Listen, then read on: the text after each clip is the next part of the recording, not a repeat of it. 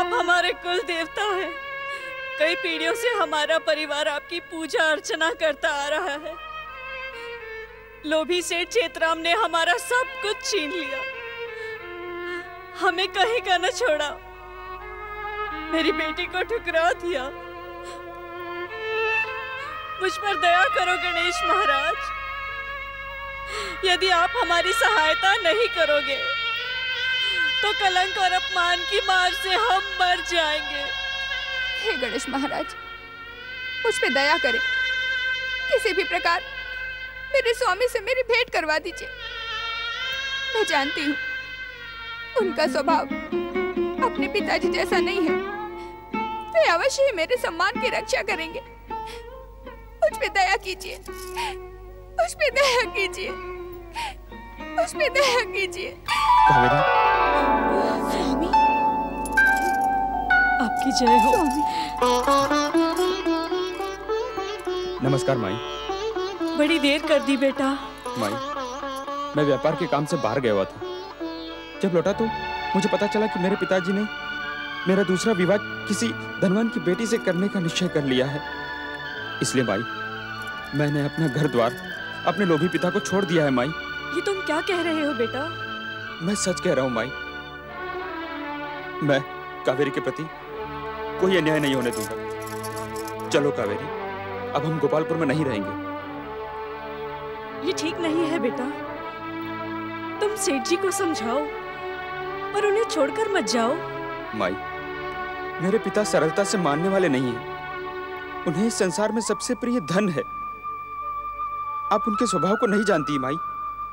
उनके इसी स्वभाव के कारण मेरी माँ रोग से तड़प तड़प कर मर गई।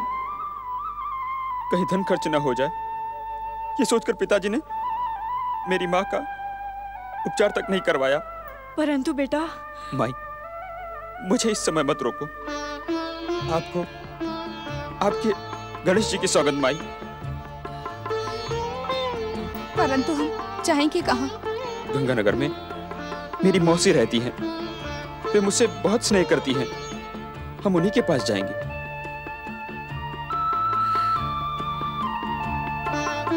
आप धन्य हैं गणेश जी, धन्य है आपकी लीला। आपने मेरी बेटी का जीवन नष्ट होने से बचा लिया। जाओ बेटा। गणेश जी तुम दोनों पर अपनी कृपा दृष्टि बनाए रखें।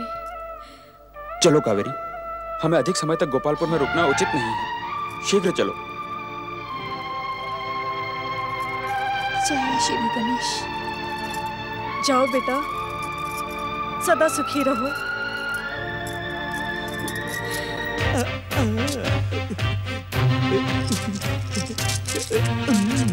जयराम जी की सेठ जी।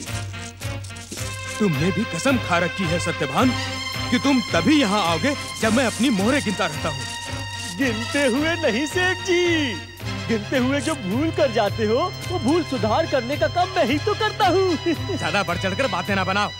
आने का कारण बताओ। अरे कुछ नहीं सेठ जी, आपको बधाई देने के लिए आया हूँ। बधाई? किस बात की बधाई? अब तो आप लखपति से करोड़पति, करोड़पति से अरबपति बनने जा रहे हैं। अब तो गोपालपुर क्या, दूर दूर तक आपसे धनवान साहूकार ढूंढने से भी नहीं मिलेगा।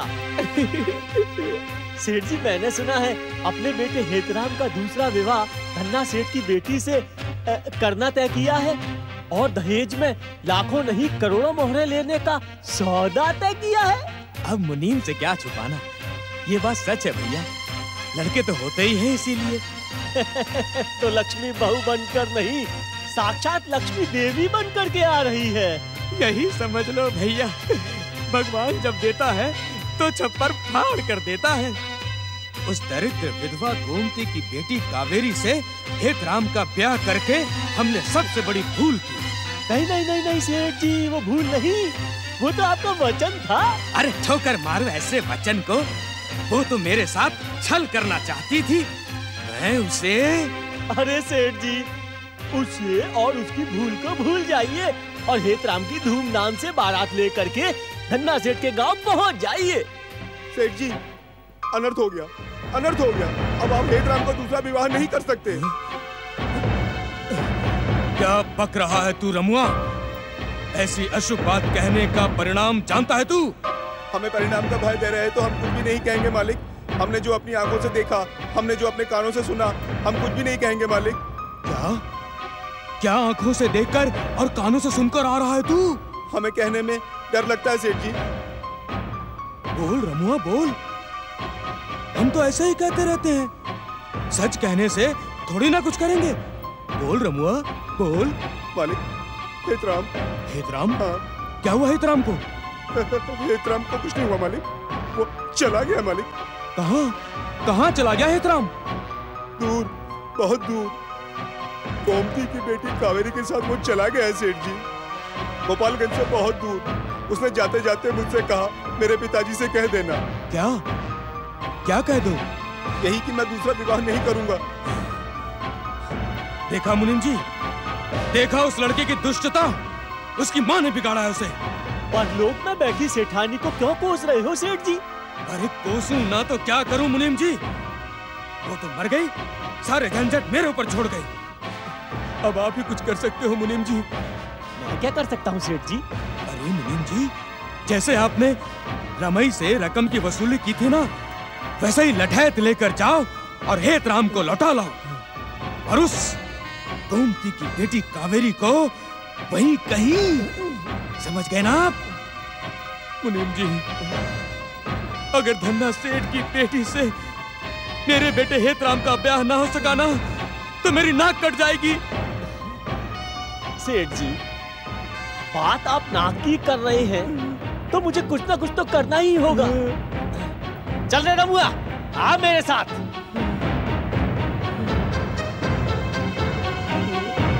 प्रभु, क्या बेटे का दूसरा ब्याह करना इतना बड़ा पाप है कि मुझे मरकर लोभासुर का जन्म लेना पड़ा? पहली पत्नी के जीवित रहते लोभ और लालच के कारण बेटे का दूसरा ब्याह कर देना तो बहुत बड़ा पाप है। पर उससे भी बड़ा पाप तो चेतराम ने उसके बाद किया, जो उसकी दुर्गति का कारण बन गया।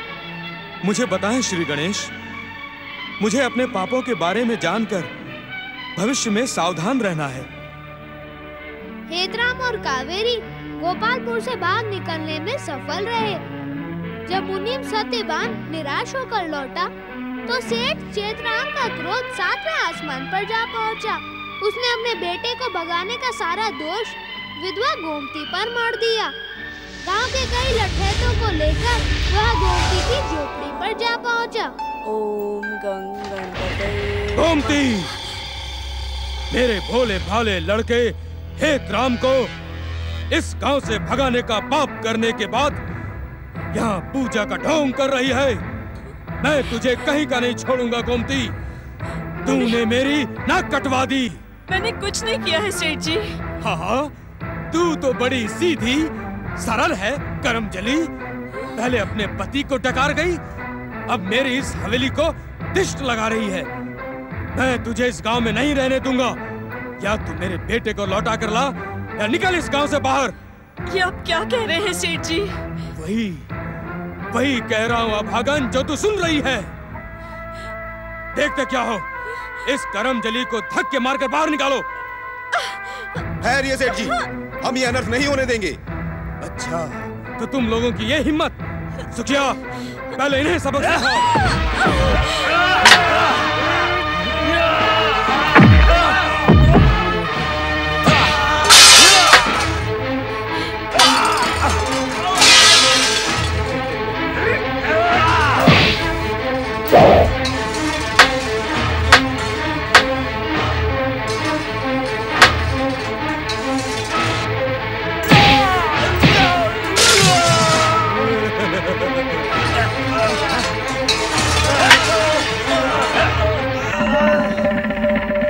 देख लिया गोमती, सेठ चेतराम से उलझने का परिणाम। अब तू यहाँ नहीं रह सकती गोमती, नहीं रह सकती। हाँ। चल चल निकल यहाँ से। दुष्ट चेतराम, तू अब मनुष्य नहीं रहा। धन के लोभ में तू राक्षस बन गया है, राक्षस। अगले जन्म में तू असुर बनेगा और अपने पापों की आग में जलता रहेगा। मेरे आराध्य श्री गणेश की सच्ची भक्ति किए बिना तेरा उद्धार नहीं होगा। तुम्हारा लोभ ही तुम्हारा सर्वनाश का कारण बनेगा। चल छोड़ मुझे। निकल। अरे तू क्या निकालेगा? निकल। मेरे श्री गणेश मेरे साथ है। चल। तेरा सर्वनाश हो। चल। सर्वनाश हो तेरा।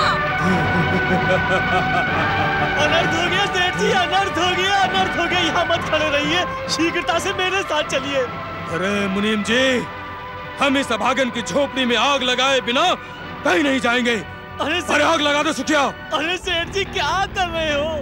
क्या बात है, क्या बात है? काहे को इतना हो हल्ला मचा रहे हो? अरे सेठ जी, डाकुओं को आपकी सारी संपत्ति का पता चल गया है। डाकू कभी भी आपकी हवेली पर हल्ला बोल सकते हैं। ये क्या कह रहा है तू? कहीं तूने डाकुओं को? अरे सेठ जी, आप कैसी बातें करते हैं मुझसे? हैं? मैं क्यों डाकू के पास जाऊंगा? तो फिर मेरे पास आ, बता मैं क्या करूं? सेठ जी, बड़ा अच्छा मौका है। धन्ना सेठ की करोड़ों मोहरें आपके पास तो पहुंची गई हैं। हवेली से वो मोहरें हटा दीजिए और डाकू की प्रतीक्षा कीजिए। पर उससे क्या होगा मूर्ख चंद? अरे सेठ जी, एक तीर से दो शिकार। डाकू आएंगे और खाली हाथ लौट जाएंगे। और धन्ना सेठ से कह दीजिएगा कि डाकू आए, हवेली लूट के ले गए, सब कुछ साफ कर गए। अगर वो हेतराम की बात? ओहो, जब हेतराम है ही नहीं तो उसके ब्याह की क्या बात? कह दीजिएगा कि डाकू आए, हेतराम को उठा के ले गए।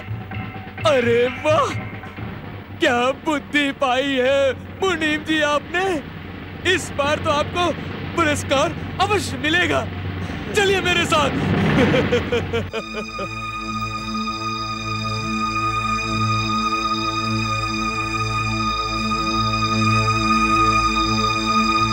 डाकू तो क्या, डाकू का बाप भी नहीं पहुंचेगा। मैं अपना सारा धन यही छुपा देता हूं।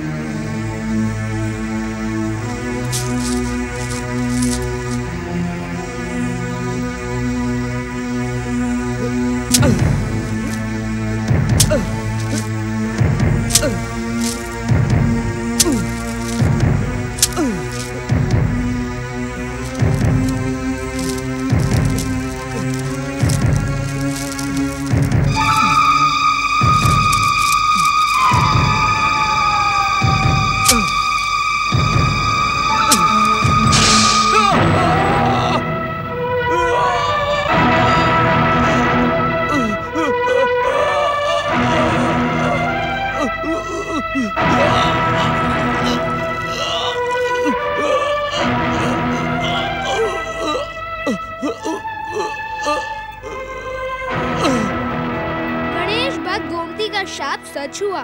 धन के लोभ में चेतराम की आत्मा तड़पती हुई उसी गुफा की एक चट्टान में समा गई। शाप के ही कारण चेतराम को असुर योनि प्राप्त हुई और तुम चेतराम से लोभासुर बन गए।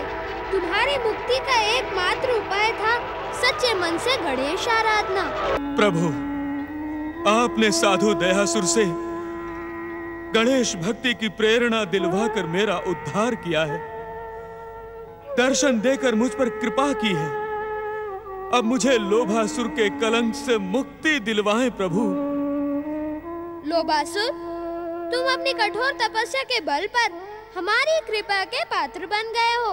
तुम चाहो तो हम तुम्हें वीर असुरों के समान त्रिलोक्य का राज्य, अतुल्य बल और इच्छा अनुसार रूप बदलने का वरदान दे सकते हैं। नहीं प्रभु नहीं, मैं असुर बनकर जीवित नहीं रहना चाहता। मेरा उद्धार करे श्री गणेश। तो फिर हम तुम्हें पृथ्वी का सबसे अधिक धनवान साहूकार बना देते हैं। नहीं प्रभु नहीं, साहूकार तो क्या, राजा, महाराजा, सम्राट, चक्रवर्ती कुछ भी नहीं बनना चाहता। माया, मोह, धन, लोभ सब कुछ त्याग करके एक साधारण मनुष्य के रूप में आपका भक्त बनना चाहता हूँ। भक्ति के परम और स्थायी आनंद के सामने धन और वैभव का क्या मूल्य, ये सब तो कुछ क्षणों में नष्ट हो जाएगा। मुझे अपना भक्त बना लो प्रभु, मुझे अपने चरणों की सेवा करने का अवसर प्रदान करो प्रभु। जय जय श्री मां गणेश। प्रणाम मंगल मूर्ति। हे मंगल मूर्ति, ये सच्चे हृदय से पश्चाताप कर रहा है। इसकी विनती स्वीकार करें और लोभासुर के बदले इसे नया नाम प्रदान करें, क्योंकि ये जन्म से असुर नहीं था। मंगल मूर्ति अपने पिछले पापों के कारण ये असुर बना। जब सत्य के पथ से भटककर कोई भी पाप और दुष्कर्म की ओर चल पड़ता है, तब उसके भीतर परमात्मा का प्रकाश धूमिल हो जाता है। परमात्मा की कृपा प्राप्त उसकी आत्मा दुरात्मा का चोला धारण करके पाप के बाद पाप ही करती जाती है। तुम जानते हो दयासुर, पाप का जन्म कैसे होता है? नहीं जानता परमेश्वर। भूल से। एक बार की भूल को तो भगवान भी क्षमा कर देते हैं, परंतु बार बार की भूल को पाप का नाम दिया जाता है। मैं आपका संकेत समझ गया मंगल मूर्ति। आज के बाद भविष्य में कभी आपको भविष्य का वचन देने वाले दयासुर, जो बीत गया उसका क्या करोगे? मैं उस पाप का प्रायश्चित करूंगा प्रभु। तो प्रायश्चित के पहले मेरे पास आने का साहस कैसे किया तुमने? क्या तुम मेरी कृपा से प्राप्त सिद्धियों का दुरुपयोग करने लगे हो? नहीं नहीं प्रभु, नहीं। यदि मेरा यहाँ आना आपको भला नहीं लगा तो मैं चला जाता हूँ, परंतु मैं जाऊं कहाँ? कण कण में विराजने वाले मेरे आराध्य श्री गणेश, हर जगह तो आप हैं। मुझे क्षमा करे प्रभु, मुझे क्षमा करे, मुझ पर कृपा करे श्री गणेश, मुझ पर कृपा करे। कृपा और क्षमा के लिए न ही ये स्थान उचित है और न ही ये अवसर। तुम प्रतीक्षा करो दयासुर। इस समय तो हम सच्ची भक्ति करने वाले लोभासुर पर कृपा करने आए हैं। कहो लोभासुर, तुम्हारी क्या मनोकामना है? प्रभु, यदि आप सत्य ही मुझ पर प्रसन्न हैं, तो अपने इस परम सेवक दयासुर को क्षमा कर दें। इन्हें अपनी सेवा का अवसर दें प्रभु। अवसर होने पर भी तुमने अपने लिए कुछ न मांगकर दयासुर का उद्धार करने की प्रार्थना की। हम तुम्हारी मनोकामना पूरी करते हुए दयासुर को क्षमा करते हैं। जय जय श्री महागणेश, जय जय गौरी पुत्र श्री गणेश।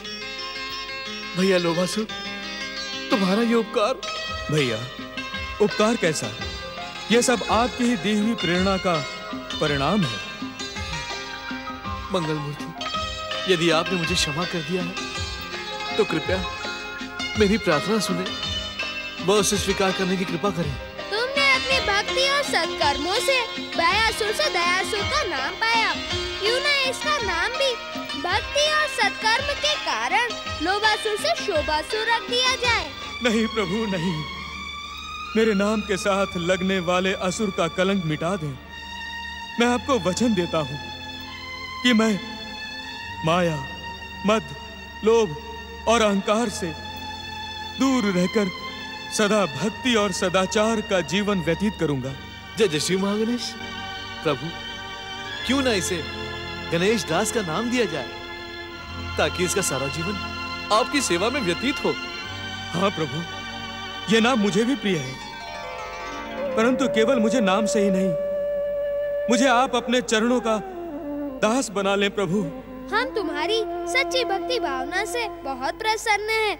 हम तुम्हें केवल गणेश दास का नाम ही नहीं, बल्कि स्मरण करने पर दर्शन देने का वरदान भी देते हैं। तुम जब भी किसी सच्ची मनोकामना से मुझे याद करोगे, तो मैं तुम्हारी मनोकामना पूरी करने के लिए भागा भागा चला आऊंगा। जय श्री गणेश। गणेश दास, अब इस गुफा का त्याग करके संसारी लोगों के बीच लौट जाओ। हर दीनहीन और दुखी की सहायता करके मुझे प्रसन्न करो। भक्ति और सदाचार का प्रचार प्रसार करो। जो आज्ञा श्री गणेश। आपकी कृपा पाकर मैं धन्य हो गया। आपकी जय हो श्री गणेश, आपकी जय हो। प्रणाम प्रभु, प्रणाम भक्तराज दयासुर। दयासुर, तुमने गणेश दास के कारण हमसे कृपा और क्षमा तो पा ली, परंतु हमारे तीनों भक्तों की सुध ली अथवा नहीं। सुहागी, मल्लिका और किशन की क्या सूचना है? जय जय श्री महागणेश। प्रभु, घट घट के वासी तो आप हैं, और सूचना मुझसे ही पूछ रहे। प्रभु, आपकी कृपा से किशन ने अपना पूर्ण रूप पा लिया। महाराज महीपति और महारानी श्रीमाया को उनका राज्य दिलाने के लिए वह प्रजाजनों के सहयोग से दुष्ट सेनापति चंद्र सिंह को दंडित करने का अभियान चला रहा है। किशन के अभियान में तुम्हारा क्या योगदान है दयासुर? प्रभु, मैं उसकी सहायता के लिए प्रस्तुत हूँ। मुझे केवल आपके आदेश की प्रतीक्षा है। भक्तों की सहायता में आदेश की आवश्यकता नहीं होती। तुम उनकी कामना सफल करो। जो आज्ञा प्रभु, जो आज्ञा। प्रजाजनों, अत्याचारी सेनापति के अत्याचार दिन प्रतिदिन बढ़ते जा रहे हैं। हमें उसके अत्याचारों का अंत करके महाराज महीपति को पुनः राज सिंहासन पर प्रतिष्ठित करना है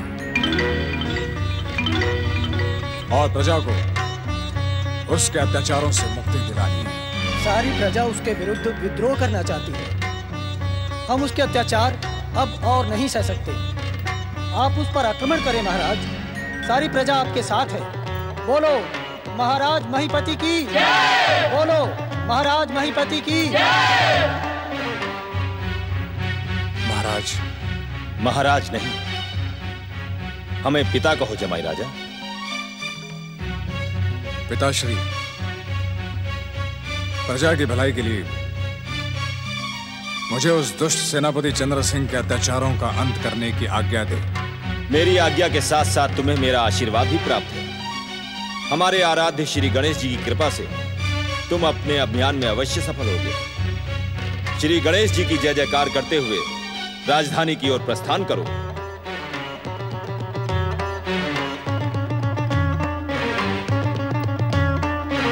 मंगल मूर्ति श्री ये क्या कह रहे हो सेनापति अजय सिंह? मेरी बात पर विश्वास करें महाराज। प्रजा ने हमारे विरुद्ध विद्रोह कर दिया है। समय रहने पर राजधानी छोड़कर निकल पड़े। तुम जैसे कायर और भीरू को अपना सेनापति बनाकर मैंने सबसे बड़ी भूल की है। विद्रोह तो होते रहते हैं, विद्रोह को कुचलने की शक्ति होनी चाहिए। ये विद्रोह उतना साधारण नहीं है महाराज। चारों ओर से प्रजाजन राजधानी की ओर बढ़ रहे हैं। सेना को सचेत कर दो। जो भी हमारे सामने सिर उठाए उसका सिर कुचल दो। दुष्ट अत्याचारी सेनापति चंद्र सिंह को समाप्त कर दो। मंगल मूर्ति श्री गणेश की, महाराज महीपति की। देखते क्या हो सैनिकों, महाराज अधिराज चंद्र सिंह का विरोध करने वालों को मौत के घाट उतार दो। हमारे आदेश का पालन हो, प्रजा का विरोध कुचला जाए। मंगल मूर्ति श्री गणेश की, महाराज महीपति की। तुम भूल गए चंद्र सिंह, सैनिक बनने से पहले यह सब प्रजाजन है और प्रजा तुम्हारे अत्याचारों से दुखी है। इनमें से कोई भी तुम्हारे आदेश का पालन नहीं करेगा। हम सब मिलकर तुम्हें दंडित करने का बीड़ा उठा चुके हैं। तैयार हो जाओ।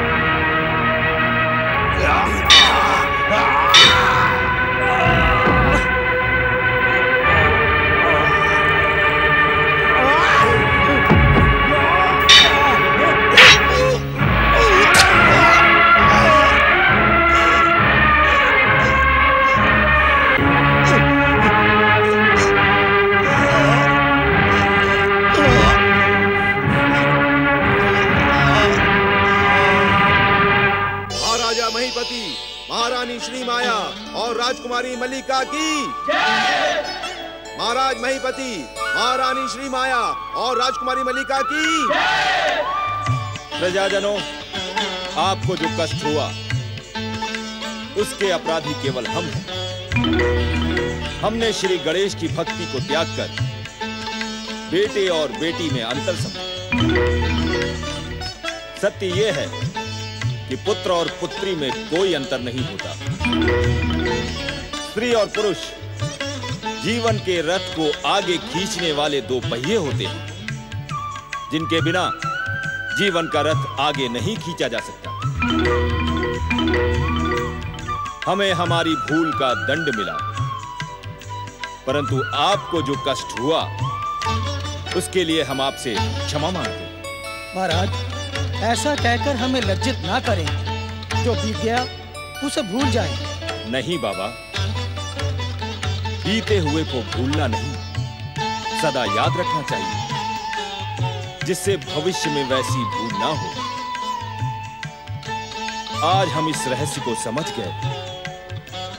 अनेक यज्ञ अनुष्ठान कराने पर भी परम दयालु श्री गणेश ने हमें पुत्र रत्न प्रदान क्यों नहीं किया? इसलिए कि अपने अहंकार में हम ये समझ रहे थे, पूजा और अनुष्ठान से प्रसन्न करके भगवान से कुछ भी पाया जा सकता है, परंतु ये हमारी भूल थी। सत्य तो ये है कि भगवान की भक्ति निस्वार्थ भाव व इच्छा रहित होनी चाहिए। आज श्री गणेश की कृपा से हमें बेटे से भी अधिक प्रिय बेटी और बेटे जैसा जमाई राजा प्रदान किया। महाराज, श्री गणेश की कृपा से हमारे राज्य में एक बार फिर से सुनहरे दिन लौट आए हैं। और आज इस शुभ दिन पर हम एक घोषणा करना चाहते हैं। हम अपने जमाई राजा किशन को युवराज और अपनी पुत्री मल्लिका को युवरागी घोषित करते हैं। महाराज महीपति, महारानी श्री माया, राजकुमार किशन और राजकुमारी मल्लिका की जय।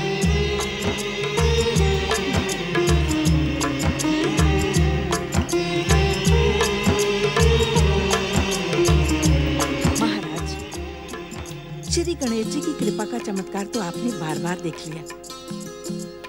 ये सब मंगल मूर्ति की कृपा का ही फल है महाराज। महाराज, मैं तो ये कहूंगी कि आप आज से ही श्री गणेश जी की आराधना का व्रत लें। विघ्नहर्ता श्री गणेश जी की कृपा से आपके राज्य में सुख और समृद्धि की वर्षा होगी महाराज। अवश्य। हम आज ये भी घोषित करते हैं कि आज से हम अपना राज्य एक राजा के समान नहीं, बल्कि श्री गणेश भक्त के रूप में चलाएंगे। श्री गणेश भक्ति, सत्य और सदाचार हमारे राज्य का आदर्श होगा। बोलो मंगल मूर्ति श्री गणेश की जय।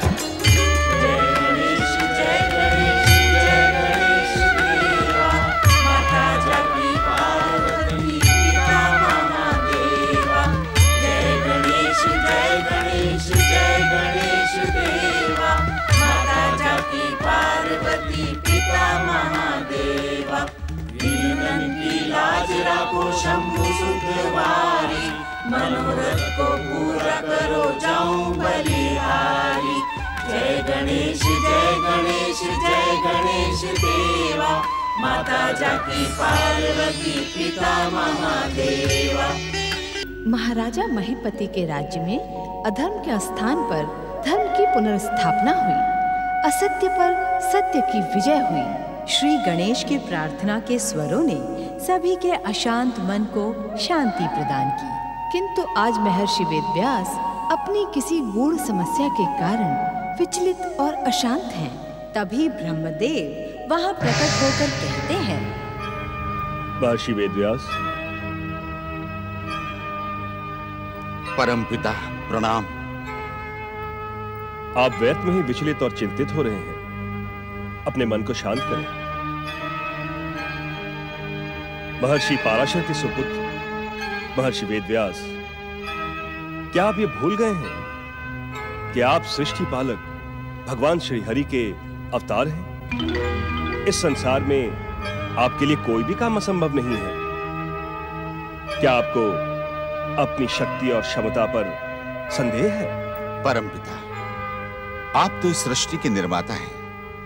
भला आपसे इस सृष्टि की कोई भी बात छुपी कैसे रह सकती है? आपके मन की व्याकुलता भी हमसे छुपी नहीं है। आप त्रिदेवों ने मुझे 4 वेदों के संपादन और पुराणों की रचना का कार्य सौंपा था। त्रिदेवों की कृपा से वेदों का संपादन तो पूर्ण हुआ, परंतु निराश न हो महर्षि। जिस प्रकार वेदों का काम संपन्न हुआ है, ठीक उसी प्रकार पुराणों का भी होगा। आपका अवतार इन कामों को पूरा करने के लिए ही हुआ है। आपके रचे महाग्रंथों के कारण इस द्वापर युग में और आने वाले कलयुग में धर्म, भक्ति और सदाचार की परंपरा बनी रहेगी। वही तो मेरी चिंता का कारण है परमपिता। मेरे मन में इतने विचार उभर रहे हैं कि मैं उनके सूत्र जोड़ नहीं पा रहा। कहां से प्रारंभ करूं अपनी कथा? किसे बनाऊं अपना नायक? कुछ समझ में नहीं आ रहा है परमपिता। लेखनी उठाकर लिखने का साहस नहीं जुटा पा रहा। कैसे लिखूं इतनी कथाएं, इतने प्रसंग, इतने वर्णन? आपके मन की इसी दुविधा ने हमें यहां आने के लिए प्रेरित किया है। आपके इस दुविधा के अंत का उपाय हम अवश्य बताएंगे। क्या उपाय है परमपिता? शीघ्र बताएं। महर्षि, आप श्री महागणेश के महान अवतार गौरीपुत्र श्री गणेश की आराधना करके उन्हें प्रसन्न करें। चकित न हो महर्षि। अग्र पूज्य श्री गणेश की आराधना और पूजा के बिना इस संसार में कोई भी कार्य सिद्ध और सफल नहीं हो सकता। क्षमा करें परमपिता, क्षमा करें। मैंने तो सुना है कि माता गौरी के समान गौरी पुत्र श्री गणेश भी शीघ्र प्रसन्न नहीं होते। और तो और प्रसन्न होने से पहले वे आराधक की कठोर परीक्षा लेते हैं। आराधक को परीक्षा से कैसा भय? बात भय की नहीं है परमपिता, धैर्य और धीरज की है। मेरे भीतर इतना धैर्य नहीं है। अर्थात? अन्यथा न ले परमपिता। यदि मैं श्री गणेश की आराधना में बैठूंगा तो मेरे मन में उमड़ते घुमड़ते विचार न जाने कहां विलीन हो जाएंगे। यदि आपने बुद्धि निधान, विघ्नहर्ता, मंगल मूर्ति श्री गणेश को प्रसन्न कर लिया तो वे आपके खोए हुए विचारों के साथ ही टूटी हुई हर कड़ी को जोड़कर एक सूत्र में पिरो देंगे। और इतना ही नहीं महर्षि, यदि आप उनसे प्रार्थना करेंगे तो वे आपके विचारों को लिखने के लिए भी प्रस्तुत हो जाएंगे। अर्थात? अर्थात मंगल मूर्ति की लेखनी आपके बिखरे हुए विचारों को कितना शीघ्र शब्द देती हुई चली जाएगी, इसकी आप कल्पना भी नहीं कर सकते हैं महर्षि। और फिर जन्म लेगा एक महापुराण, एक महाकाव्य जो युगों युगों तक मानव जाति को प्रेरणा देता रहेगा और आपकी कीर्ति को अजर अमर बना देगा। आप धन्य हैं परमपिता, आप धन्य हैं। आपका परामर्श पाकर मेरा जीवन धन्य हो गया। मैं इसी समय श्री गणेश की आराधना का संकल्प करता हूं। आपका मेरे जीवन पर महान उपकार है। आपकी जय हो परमपिता, आपकी जय। आप सफल हैं।